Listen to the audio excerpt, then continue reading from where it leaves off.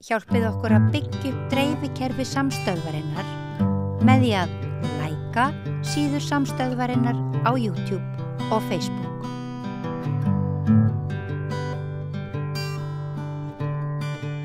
Komið sæl og blessuð. Mjög mikil umræða hefur verið ferðaþjónustu hér innanlands undanfarið. Nú við á samstöðunni höfum unnið sjálfstæðar fréttir síðustu daga kvartanir til dæmis vegna meintrar græðgi og jafnvel brotastarfsemi fyrirtækja og félaga sem innheimta bílastæða gjöld. Íslendingar virðast nú ekki alsáttir með þá þróun sem hefur verið í þeim efnum en það kannski minna vitað viðhorf erlendra ferðamanna. Ísavía til dæmis eitt opinbert félag sem að neytendasamtökin ekki sátt við hvað varðar þennan þáttmála. Og Breki Karlsson var hér hjá neytendasamtökunum hjá okkur í gær og sagði að 5 mál á dag, 5 kvartanir á dag bærust vegna þess málaflokks. Það er líka rætt hvort komið sé að því að stýra umferð. Hvort þolmörkum sé sums staðar náð, samfélagslega áhrif eru mjög mikil af ferðaþjónustunni og þau hafa verið svolítið í deiglunni undanfarið. Þið kannski tókuð eftir umfjöllun í Heimildinni fyrir nokkrum vikum sem að mörgum þótti tímabær en aðrir urðu alveg brjálaðir. Ánægja ferðamanna, hún hlýtur að vera að einhverju leyti mismikil eftir því hvort hann upplifir sig sem sardínu í dós í stórbrotnu landslægi líka eða hvort hann einn í heiminum í flottustu náttúru í heimi og tekur bestu Instagram-mynd í veröldinni. Þannig að það margt að ræða og kannski eru skoðanir svolítið svona svart-hvítar oft. En til að fá sjónarhorn manns sem hefur starfað lengi sem leiðsögumaður, allar götur frá 2008, mann sem fylgdist með uppgangi ferðaþjónustunnar, við getum sagt að hann hefur átt þátt í að skapa uppgang ferðaþjónustunnar. Til að fá sjónarhorn leiðsögumanns sem fer víða og enn að hingað kominn Páll Ásgeirsson. Vertu blessaður, komdu blessaður, öllu heldur. Sæl. Sko, þú heyriði mig þarna impra á nokkrum svona álita efnum. Já.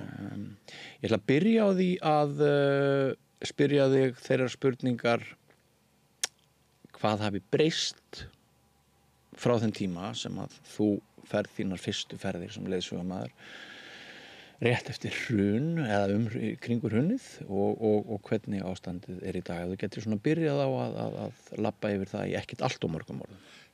Minn ferill í þessu fæi nær aftur til 2008 en hann samt tvískiptur að því leyti til að þarna árinu ef ég man rétt þá fór ég fyrsta skipti sem leiðsögumaður og þá fyrir Ferðafélag Íslands. Já.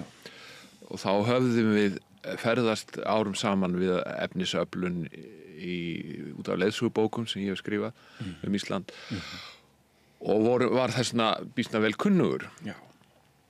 En fyrstu árin 2008 til 12, 13, 15 þá var ég eiginlega eingöngu með Íslendinga. Já. Og aðalega vinna fyrir ferðafélagið í mjög vinsælum hópaverkefnum og alls konar trumsi sem að því fylgi. Sem allt önnur ella. Það allt önnur, það sama starfið, en það samt í grundvallaratriðum ólíkt. Já. Síðan tók ég góða skorpu í ferðaþjónustunni sem ökuleiðsögumaður og leiðsögumaður erlendra ferðamanna. Eitt erfiðasta jobb í heimi gæti ég myndi mér. Já, nei. Ekki? Nei, þetta auðvelt. Þetta skemmtilegt. Já. Og ég fékkst við það í rúmlega 5 ár. Já. Samfleytt og frá 14, 15 til fram í COVID. En svo eftir COVID þá hef ég ekki farið tilbaka í ferðaþjónustuna sem þann atvinnuveg en ég áfram að vinna fyrir Ferðafélag Íslands. En augun alltaf opin. Alltaf. Þú ert að fara á kunnulega slóðir og þú getur borið saman tíman að tvenna. Já, ég get það. Þetta allt annan heimur í dag en var? Það Ísland sem blasir við ferðamann í dag, það ekki það sama Ísland og við ferðumst þegar við vorum yngri. og ef maður hlustar á þessa gagnrýnu umræðu áhrif ferðaþjónustunnar á Íslands samfélag þá verður augljóst að mikið af pirringnum sem að orðin staðreind að það á rætur sínar að rekja í þessu viðhorfi hann snýst það að þetta ekki eins og það var í gamla daga og það auðvitað alveg rétt og það auðvitað fyrst og fremst fjöldinn sem að veldur því að Íslendingar eru ekki vanir að bíða í biðröðum við Seljalandsfoss eða Skógafoss eða hvar það og ekki vanir að láta rukka sig á bílastöðum. Þeir vilja ekki láta rukka sig á bílastöðum, þeir vilja ekki borga fyrir að ferðast Ísland. Það þannig. Þeir vilja helst ekki borga fyrir neitt. Það nefnilega það. Já. Og það fyrst og fremst vegna þess að það svo skýr og sterk tilfinning okkar fyrir því að við eigum þetta land. Já. Og við höfum ferðast frjáls í einhverri merkingu sem við erum kannski ekki öll sammála en þá höfum við ferðast frjáls þetta land síðan við fórum að ferðast það og þess vegna allar tilraunir til þess að láta okkur borga fyrir að leggja einhver staðar eða fara á klóstið einhver staðar eða bara vera einhver staðar það mæta alltaf mjög harðri andspyrnu sem að grundvallast í þessu örlítið svona þjóðurnissinnaða viðhorfi og ég finn þetta alveg ég nýkomin utan að landi, ég kom í bæinn í gærmorgun og var búin að vera viku á þjóðveginum sem maður segir í sumpart að leika mér sumpart í svona uppfærslu erindum út af einni af leiðsögubókunum og ég fann þetta viðhorf alveg spólast upp í mínu eigin hjarta þegar að ég beygði inn á bílastæði þar sem að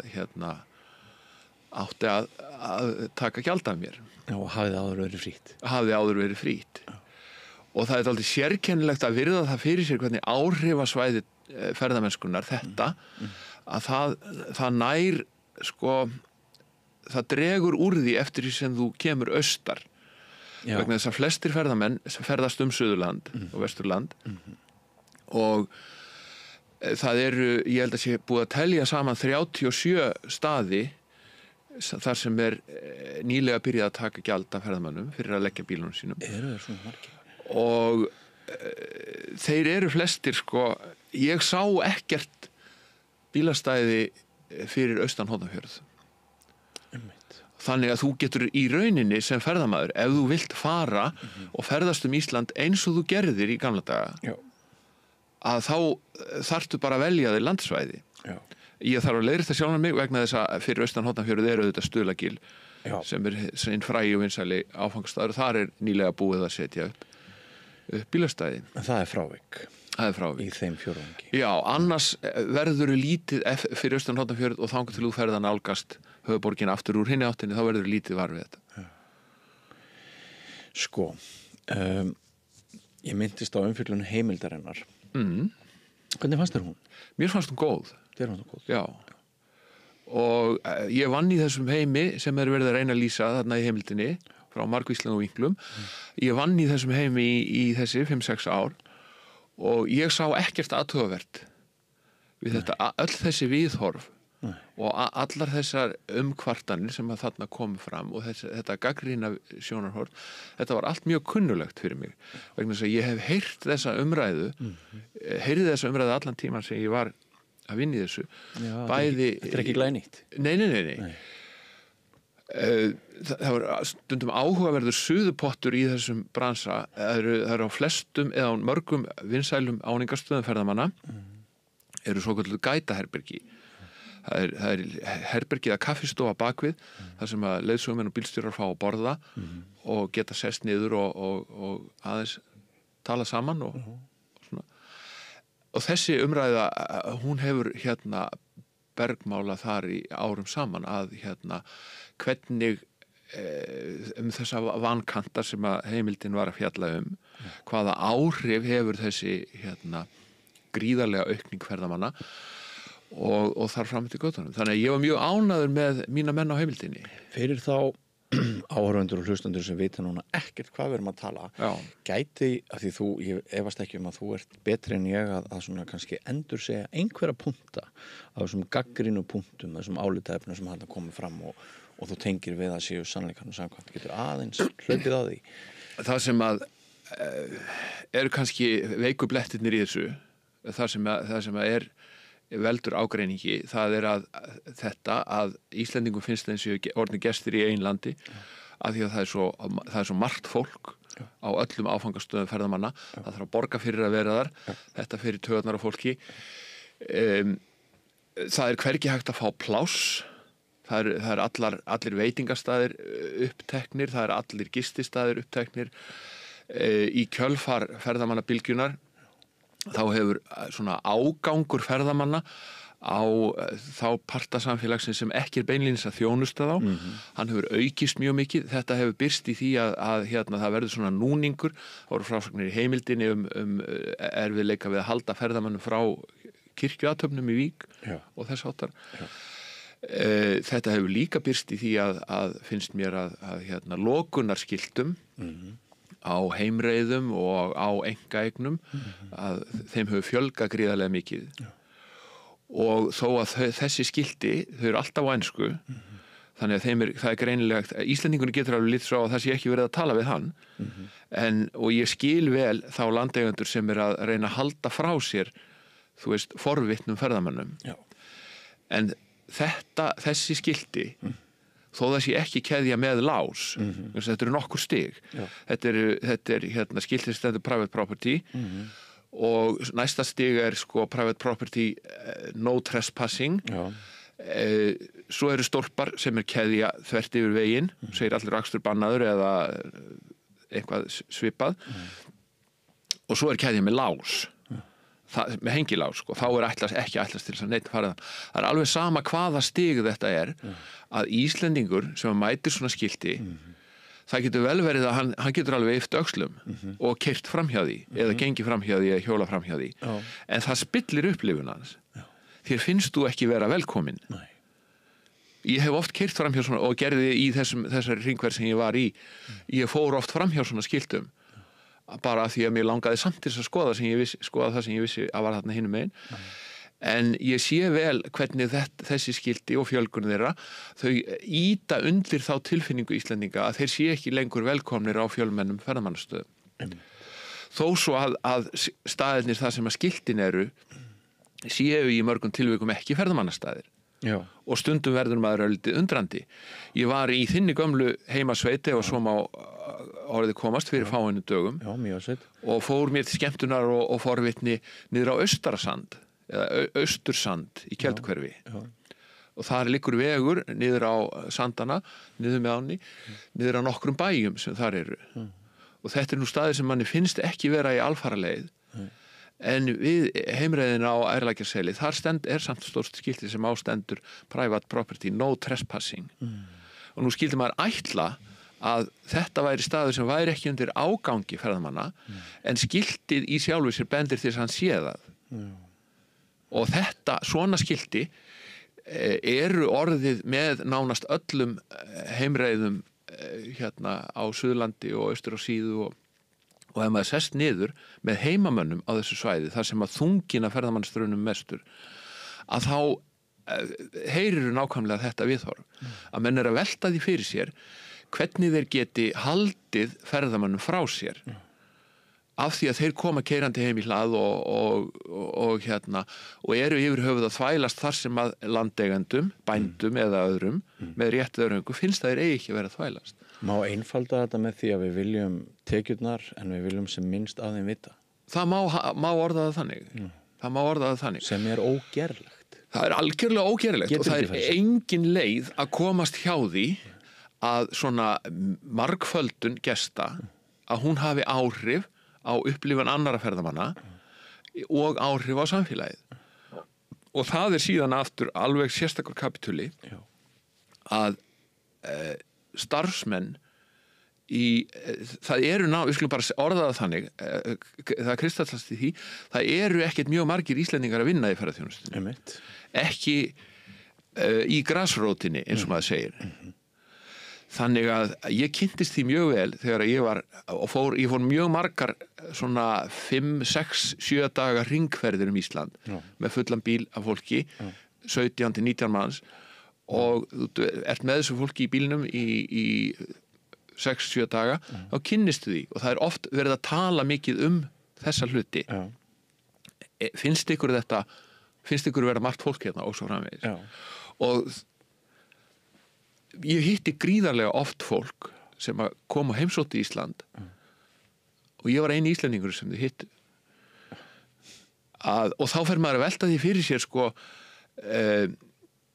eðli og tilgang ferðalaga hvað vantar mikið í upplifunin þína ef þú hittir aldrei heimamann vegna þess að allir sem að vinna sem að keyra bílana leiðsegja þér afgreiða þig á veitingastöðunum eða á hótelunum eða hvar sem þú kemur að það eru ekki Íslendingar vegna þess að þetta eru láglaunastörf og í mörgum tilvikum að þá veit ég að þetta fólk vinnur við skilyrði og aðbúnað sem að ég veit ekki hvort Íslendingar myndi alltaf sætta sig við. En ekki líka í auknum mæli leiðsögumennirnir sjálfir af erlendu bergi? Jú.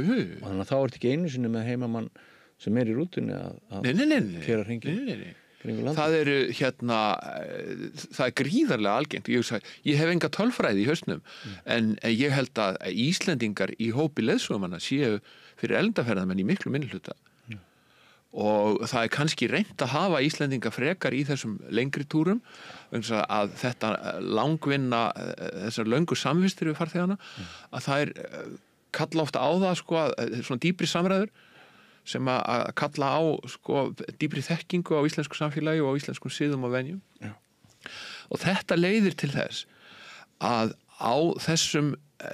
í þessum landslutum þar sem að ferðaþjónustan er orðin ein helsta atvinnugreinin eins og Suðurlandi og Suðausturlandi að þá held ég að verði til svona samfélög sem eru í rauninni tvískipt það er að segja að það er annars vegar samfélag þeirra sem eru gestir þarna eða semst innflutt vinnuafl sem eru að vinna í ferðaþjónustu og í bland auðvitað á sömum stöðum í svona grunnstörfum umönnun aldraðra, fiski og svo framvegis þrifum, þessum störfum sem Íslendingar vilja ekki vinna eða sniðganga og þetta fólk í mörgum tilvikum það lifir og hrærist í heimi sem hefur sama og enga snertingu við íslenska samfélagið á staðnum og ég held að þetta kalli ofta tíðum framdaldi sérkennilega samsett samfélag og það var nú fókusin í umfjöllun heimildarinnar var daldi mikið á Vík Mýrdal eða Mýrdalsrep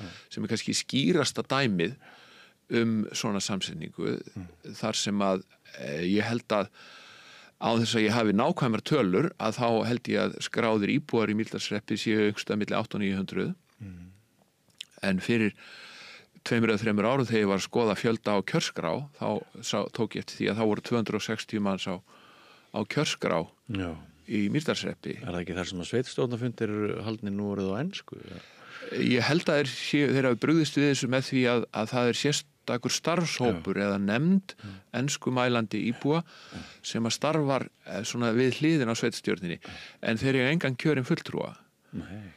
Og og þá ertu semst að horfa á samfélag þar sem eru hugsanlega milli 800 og 900 manns þegar það kemur til þess að kjósa þá sem að stjórna þessu sama sveitarfélagi þá eru 260 mann sem hafa rétt til þess og í sveitarstjórnarkosningum eru stundum 60%, 60-65% kjörsókn og þá er þessi tala allt í hennu komið niður fyrir 200 af þeim sem raunverulega ráða hverjir stýra þessu sveitarfélagi. Ef við sæjum svona samfélag í útlöndum þá held ég að myndum nota orð sem er kallað apartheid eða aðskilnaðarstefna án þess að það sé kannski ásetningur valdhafa þá er þetta ástand sem að þessi hraða fólksfjölgun og mikill innflutningur af vinnuafli hefur kallað fram. Mér finnst ágætt að þú notir þetta stóra orð, apartheid. Ég kynntist því fyrir nokkrum árum þegar ég fór fréttaferð fyrir Fréttablaðið að ég gisti á einhverjum gististöðum á Suðurlandi og þar kynntist ég erlendu starfsfólki sem að sagði mér mikið til sömu söguna að því væri flogið inn vori gisti í einhverjum gámum án nokkura tengsla við íslenskt samfélag myndi vinna eins mikið og það gæti og færi flýi aftur út að hausti, hefði þá stundum ekki séð í rauninni neitt af landinu, var samt ekkert ósátt. Þetta var eitthvað sem að það vissi að myndi bíða þeirra, en ég fór strax sem lærður hótelstjóri frá Sviss, ég fór að hugsa hvað með gæði þjónustunnar í lobbyinu, ef þú hittir starfsmann og þú vilt fá einhverjar upplýsingar héraðið og enginn veit neitt. Í þetta tekur stundum á sig einkennilega myndir. Þegar að ég ferðaðist mikið, var í þessum svona reglulegum ferðum Suðurland með erlenda ferðamenn, þá gisti ég oft á sama stað og sömu stöðum, fyrirtæki skipta við sömu hótel og svo framvegis. Og mjög stórt og fínt hótel austur í Suðursveit, þar sem að ég gisti oft, líkaði vel. Það eru gott fólk þar í Eldhúsinu, sérstaklega. Þar átti ég oft samtöl við hóp manna eða nokkra starfsmenn sem ég hitti aftur og aftur, sem voru frá Rúmeníu. Og þeir lýstu þessu lífi sínu dálítið vel fyrir mér. Hvernig þeir voru flestir á aldrinu 30-40 ára, þeir voru komnir af unglingsaldri. Þeir bjuggu í einhverjum pörtum af þessum stóru byggingum sem þarna voru staðni, ég kom nú aldrei þangað. Og unnu, þeir fóru eiginlega aldrei af bæ, eins og sagt og aldrei í kaustað, gagngert til þess að eyða ekki peningum. Þeir voru að safna og senda heim til Rúmeníu. Þeir voru mjög samstíga, þeir voru flestir búin að vera þarna í 1,5-2 ár. Þeir voru mjög sammála það að þetta var besta starf sem við nokkuð tíman haft dagana. Einmitt. Og þú hafðir áhyggjur af ég var svona að spyrja það út í þessar aðstæður þeirra, að því ég var að velta því fyrir mér að hvaða marki þetta væru svona það sem að íslenskt vinnuafl myndi kalla boðlegar aðstæður. Og sumt má vel efast að hafa verið boðlegar aðstæður, en það breytti ekki því ef að ég hefði farið að tala það við þá að þessar aðstæður þeirra væru kannski ekki på það besta. Ég held þeir hefðu hlegið að mér vegna þess að þeir voru mjög ánægðir með. Það síðan að því þú varst að tala þekking á landi og þjóð. Já, gæði þjónustu. Að þá vildi það svo skemmtilega til að eitt haustið að þá rakst ég á einn af þessum Rúmenum sem að vann á þessu hóteli. Þá var hann farin að vinna sem bílstjóri og leiðsögumaður í ísællaferðum út við Jökulsárlón. Og ég lendi í ferð með honum að því að mitt fólk fór í ísællaskoðun með þessu fyrirtæki og ég fór með það því að það var pláss í bílnum. Og ég verð nú að viðurkenna það var dálítið skrautlegt að hlusta á fyrirlestur hans gossögu Öræfajökuls og fleiri og eðli og þróun jökla sem að hann fór með fyrir farþegan og leiðinni til. Sérstaklega sagan af því að eitt af gossunum í Öræfajökli hefði útrýmt 75% Íslendinga á tilteknum hann nefndi nú ekki ártalið. Nei. En öfugt í það sem ég veit að sumir gera þá ég rétti ekki upp hönd til þess að Nei, en það kviknaði hugrenningatengsl við þetta mál. Hann hafði greinilega hann hafði fengið ökuréttindi til þess að aka þessum bíl sem var notað til að flytja fólkið inn að jökli, en umfram það var greinilegt að undirbúningur hans fyrir starfið var engin. Og ég hef líka frá þessum tíma þá reyðast þau fyrir mér saga af ég skilaði sem sagt mínum hóp af mér í jökulgöngu í Skaftafelli og hirti þau svo aftur eftir 2,5-3 tíma og við fórum í gistingu austur í Suðursveit. Það er mjög gott að gista í Suðursveit, þeir eru höfðingjar. Og í kvöldmatnum þá fóru þau að segja mér frá því og höfðu að því nokkrar áhyggjur. Þannig ég þurfti eiginlega að vera að verja þessi vinnubrögð að leiðsögumaður þeirra á jöklinum, hann hafði verið að segja þeim frá því hvað það væri gaman að vera leiðsögumaður á skriðjöklum á Íslandi og hann væri búin að vera í þessu starfi í 6 vikur, en fyrir þann tíma þá hefði hann aldrei séð jökul og þó svo hann byggi á Nýja-Sjálandi eða þaðan kom hann og þar eru vissulega jöklar. Hann hafði aldrei fengist neitt við útivistan einu tagi og alls ekki fjallgöngur eða jökulgöngur, en hann var samt kominn þarna til Íslands og farin að vinna sem jöklaleiðsögumaður á Falljökli heldur efnahagskerfi Íslendinga gangandi? Já. Og þá má vel spyrja sig sko, hvað eitthvað sérstaklega athugavert við þetta? Vegna þess að ég stundaði sjálfur þessar jöklugöngur af þessu tagi og ég veit vel að það lögð ríka áhersla að fyrirtækin hafa engan áhuga á að hræða fólk sko. Þannig að það umhverfi sem farið á jöklinum með erlenda gesti sem eru í 2 tíma heimsókn eða 3 tíma heimsókn að það reynir hvergi á negin öryggismörk og þannig að það gerir í sjálfu sér ekkert mikla kröfur til þess sem að leiðir hópinn en það má samt biðja atvinnugreininum að gera miklu betur en þetta. Það ætti að vera kröfur og það fyrirtæki sem ég vann hjá á þessum tíma í upphafi ferilsins, Extreme Iceland það var alveg með skýrar kröfur það að allir sem að fóru með fólkinn á jökla þeir þurftu að standast vottað jöklanámskeið sem kalla jökla 1 eða Hard Ice 1 og en ég veit vel að erlenduleiðsögumennir sem eru fluttir inn í þetta sama starf þeir ekki látnir undirgangast þetta námskeið. Það væri forvitnilegt ef maður væri með glænýja viðhorfskönnun hjá erlendu ferðamönnum sem eru bara að koma núna úr vikuferð eða 2 vikna ferð.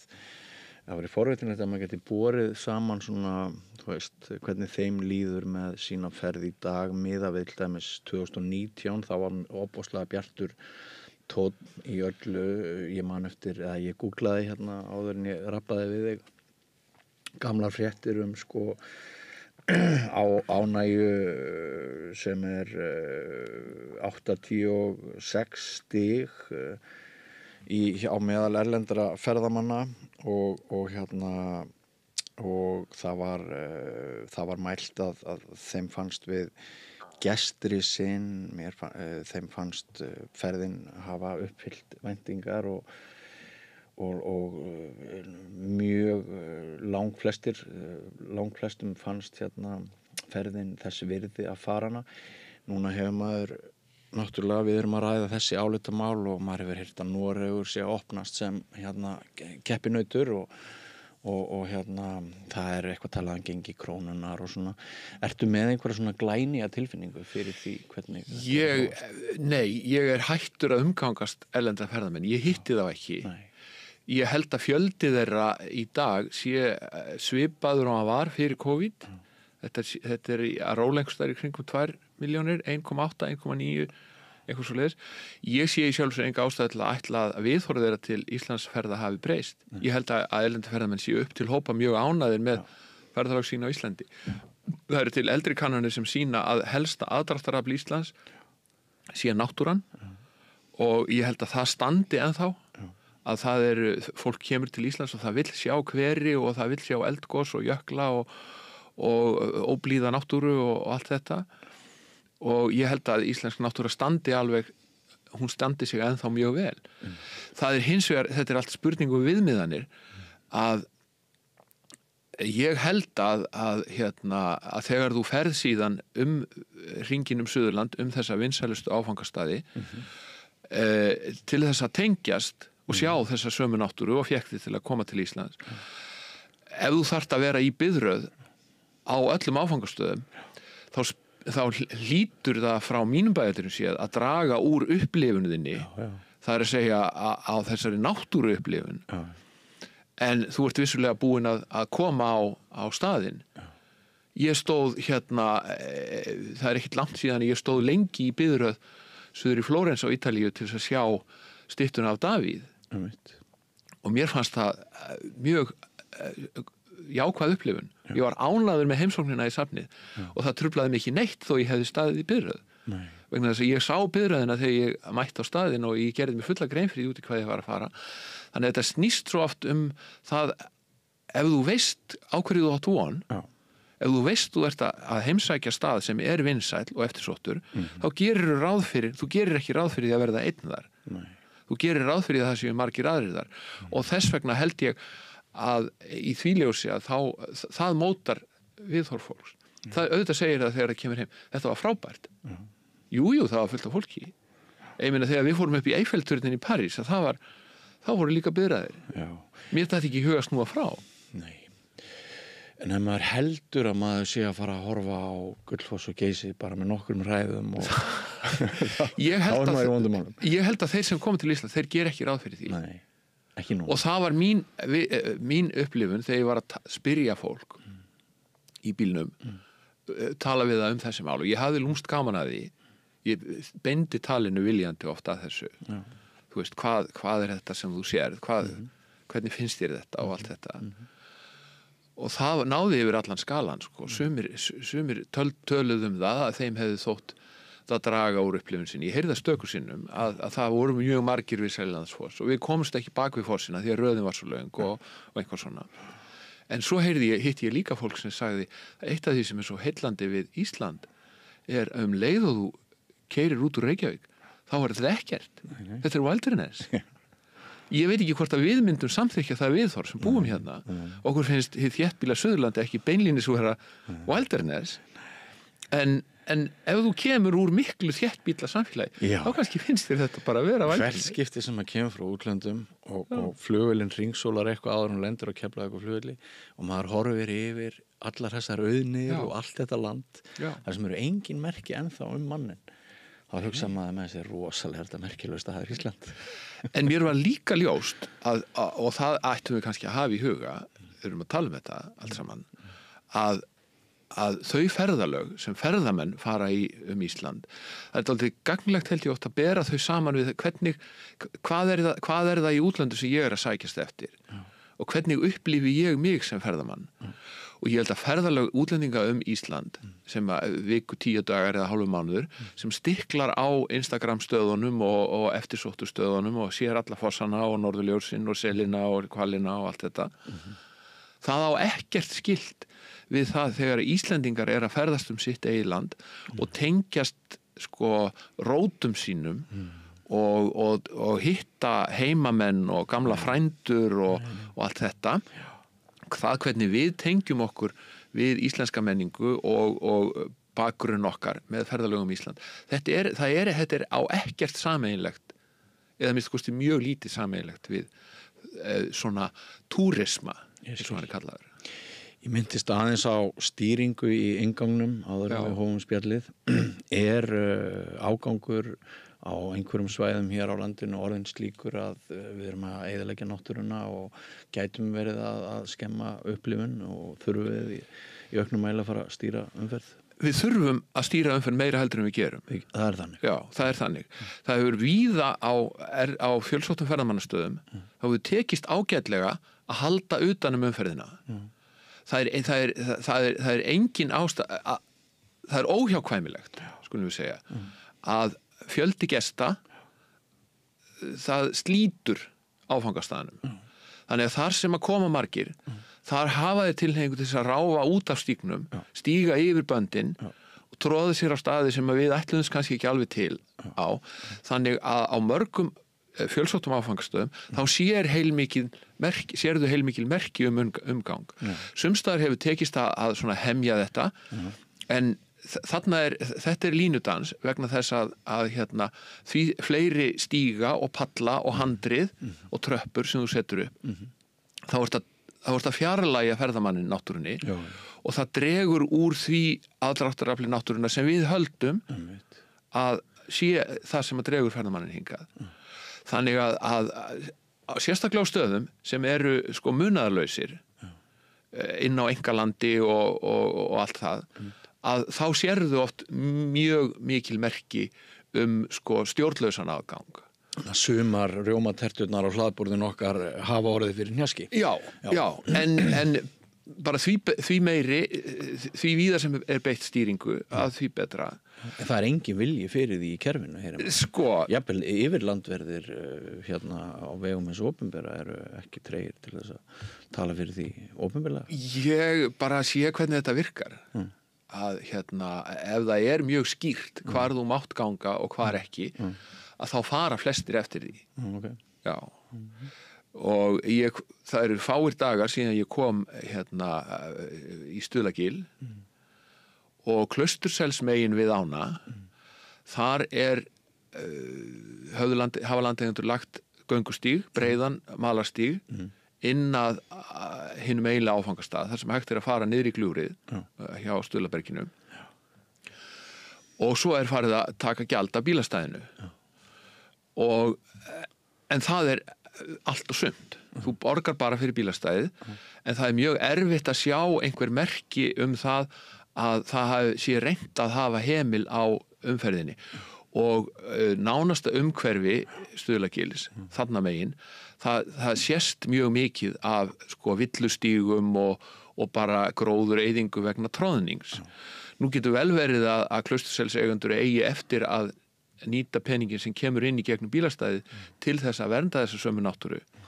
En hinum megin við ána, við Grund á Jökuldal, þar sérðu andstæðuna vegna þess að þar hafa landeigendur fengið mikla styrki úr framkvæmdasjóði ferðamanna, ferðaþjónustunnar og þar búið að byggja tröppur og stíga og handrið og útsýnispalla og þar sérðu engin svona ummerki. Þar sérðu ekkert álag á náttúrunni. Þannig að þetta í rauninni skólabókardæmi það hvernig þessar tvær ólíku nálganir virka. Og það líka mjög áhugavert að sjá hvað ferðamaðurinn fær mismikið fyrir þjónustuna við gjaldskyld bílastæði. Sumstaðar starfsfólk að tína upp ruslið eftir ferðamennina og klósettin bara rein og fín og búið upp á þau og það þá innifælið í innritunargjaldi eða bílastæðagjaldi. En svo við sumar náttúruperlur, þú færð ekki neitt. Nei. Ekki Fjaðrárgljúfur dæmi bílastæði þar sem þú bara færð ekki neitt? Jú, ég held að þú getur fundið mörg dæmi þar sem bara, þú ert að borga á bílastæðinu en þú færð í rauninni ekkert fyrir það, annað en aðganginn ef að svo má orðið komast. Þú getur síðan borið þetta saman við, þú borgar fyrir heimsóknina á Þingvelli og þar færðu mjög skýra ímynd ef þú gengur staðinum að þar sé allt undir mjög styrkri stjórn og aðgangsstýring og stýring á flæðinu, hún sé eins og best verður á kosið. En það svo stóliðjulegur bragur á því. Já, það matskennt. Matskennt. Svo getur líka litið í kringum þig á stöðum á Suðurlandi sem eru í einkaeign sem að hafa tekið upp gjaldheimtu og spurt þig og í hvað fer svo peningurinn. Og ég vil hvetja menn ef þeir nenna að horfa til dæmis, ég held að sé lengst búið að gera þetta við Seljalandsfoss. Það eru sennilega 4 eða 5 ár núna síðan að var sett upp gjaldskylt bílastæði þar. Ég get ekki betur síðan að Seljalandsfoss og aðbúnaður þar sé nokkurn veginn nákvæmlega eins og hann var áður en að var farið að taka gjald af fólki fyrir að vera þar. Og ég held líka að það trufli marga Íslendinga gríðarlega mikið þetta sérkennilega sambland af opinberum framlögum og einkaframtaki. Í mörgum tilvikum þá verið að heimta gjald af þér fyrir að leggja bílnum við stað sem að var byggður upp með framlagi úr opinberum sjóðum sem til dæmis þessi framkvæmdasjóður ferðaþjónustunnar. En hvað heldur viðhorf, hér eru að ræða viðhorf Íslendinga til þessara svæða, heldur að erlendir ferðamenn heldur að koma þeim á óvart eða heldur þessu fúlir yfir að borga 1000 kall hér og 1000 kall? Ég held að heilt yfir séu erlendir ferðamenn fúsir til að borga. Þó að þeir eru ekkit öðruvís en við að því leyti að þeir eru að ferðast í landi sem eitt af dýrustu áfangastöðum í heiminum. Þannig að sparsamt fólk, það er allstaðar, skilurðu. Þannig að ferðamenn sem að reyna að koma sér undan því að borga hér og borga þar og versla ódýrt og sofa í bílnum og allt þetta, við myndum gera þetta líka ef við værum að ferðast í svona dýru landi. Og við Íslendingar gera þetta líka. Íslendingar vilja helst ekki fara inn á almennistjálstæði og þeir eru alveg til í að koma sér undan því að borga. Þannig að ég held að útlendingandi séu heilt, og ég held að í stóru myndinni þá mistum við af tækifærinu. Við hefðum átt að setja komugjöld á farþega til landsins. Það er ekki Við seint. létum bara þrýstihóp eigenda Er það Icelandair seint? til þess að koma í veg fyrir það. Já, en er það á seint? Það er ekki á seint, en þá þarf að vinda ofan af þessari óheilla þróun sem hefur sprottið upp úr þessu vilda vesturs ástandi sem að auðvitað í tengslum við þessar uppsetningu bílastæða. Af því að það er engar kröfur gerðar til þess hvaða þjónustu þú færð í staðinn og það er þessi fyrirtæki fara á svig við sko neytendalöggjöf og almenna kurteisi í samskiptum við viðskiptavinni sína og senda þeim bakreikninga og heimta af þeim gjöld. Það er einmitt það ólöglegum sem hætti. Neytendasamtökin eru núna að berjast fyrir það og bara vafi á því að sektir séu löglegar og allt og ýmislegt fleira. En því miður þá náðu kannski ekki að ræða allt sem ég hefði gjarnan vilja ræða við. Það er nokkuð lið á tíma okkar. En getum við sagt að uppgangur ferðaþjónustu, þessi sprengja og þessar breytingar sem orðið hafa núna á skömmun tíma, hvar stendur þetta svona á skala samfélagsbreytinga síðari tíma? Ég held að aukningin í ferðaþjónustunni og mikil aukning erlendu vinnuafls á þeim sama markaði, ég held að þetta sé að breyta íslensku samfélagi meira heldur en við áttum okkur á vegna þess að við erum inn í breytingunum miðjum og við eigum bara eftir að sjá, við eigum eftir að átta okkur á því hvernig við eigum að taka á þessu og stýra þessu en við skulum halda því til haga líka að þetta er gríðarlega dýrmætur atvinnuvegur og hefur haft stjórnlaust hann er stjórnlaus og er enn stjórnlaust. Já, hann er það. Já, er það vont? Já, við getum, það er hægt að taka ágætt dæmi. Laugavegurinn, vinsælasta gönguleið á Íslandi, kemst á hverju ári á lista yfir 10 bestu gönguleiðir í heiminum. Það heyrist, það var í fréttum ekkert alls fyrir löngu að vinsældirnar væru að ganga á hann dauðum. Já. Ef við viljum laga Laugaveginn, þá rekum við okkur á það að sá hluti hans sem er innan friðlandsins af Fjallabaki er undir stjórn Umhverfisstofnunar. Síðan liggur hann næst í gegnum afréttarlönd 2 sveitarfélaga á Suðurlandi en í lokin niður í Þórsmörk þá er hann í umsjá skógræktarinnar. Þannig að húsbóndavald eða yfirráð eða skipulagsvald eða hvað þú vilt kalla það yfir þessari vinsælu gönguleið er í rauninni ekkert. Nei. Og það gerir það að verkum að Laugavegurinn er í rauninni svolítið eins og Reynisfjara að því leyti að það ber engin einn ábyrgð á þessu. Já. Það getur engin einn ákveðið hvaða kaflar á Laugaveginu það eru sem að þarfnast aðhlynningar og hvernig á að fara í þær og hvenar á að fara í þær eða hver á að borga. Laugavegurinn er eins og íslensk náttúra að mörguleiti í samhengi við ferðaþjónustuna er svolítið munaðarlaus. Hvað myndið þú gera við Reynisfjöru? Ég myndi loka henni á mjög vondum dögum. En það strandar á því eins og ég held að allir viti að til þess þarf starfsfólk og það þarf nákvæmt eftirlit og sérþekkingu. Þannig að það eru nokkrir flóknir þættir sem koma saman. Þetta kostar og það ber engin ábyrgð á því að gera þetta og það getur það er engin sem er hægt að benda og segja þú ert ábyrgur. Þú átt að borga, hérna er starfsmæður sem á að líta eftir þessu og loka fjörunni þegar þá við og þú átt að borga honum launin. Þetta er ekki boði. Og þess vegna meðan að þetta er svona að þá mun þetta halda áfram. En í því samhengi þá las ég á netinu í gær að á hverju árið þá drukna 180 manns á baðströndum bara í Frakklandi. Mér finnst mjög áhugavert margt sem þú segir, ekki síst það að það séu bara ekkert margir Íslendingar að vinna í ferðaþjónustunni. Hve gríðarlega hátt hlutfall erlendra starfsmanna er þar áhugavert í ljósi þess að við erum að heyra dómsmálaráðherra skrifa greinar þar sem hún kallar eftir meiri menntun og slíku og svona. En það er hluti af vandanum er náttúrulega, sko, við höfum ekkert talað um þann vandan sem felst í því að starf leiðsögumanna er ekki lögverndað. Það er engin vottun, engin viðurkenning. Það getur hver sem er. Botnar nokkur neitt í því? Nei, ferðaþjónustan vill þetta ekki. Af hverju ekki? Af því að það þyrfti að það myndi vera dýrara. Já,